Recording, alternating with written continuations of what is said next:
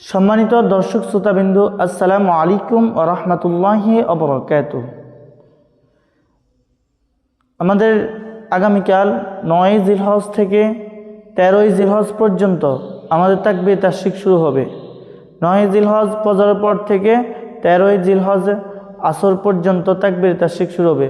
আল্লাহু আকবার, আল্লাহু আকবার, লা ইলাহা ইল্লাল্লাহ, ওয়াল্লাহু আকবার, আল্লাহু আকবার, ওয়ালিল্লাহিল হামদ, ওয়ালিল্লাহিল হামদ।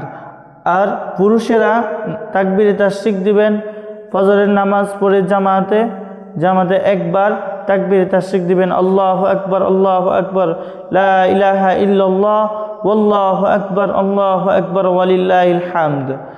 আর মহিলারা বাড়িতে তাকবীর তাশরিক দিবেন, আল্লাহু আকবার, আল্লাহু আকবার, লা ইলাহা ইল্লাল্লাহ, ওয়াল্লাহু আকবার, আল্লাহু আকবার, ওয়ালিল্লাহিল হামদ।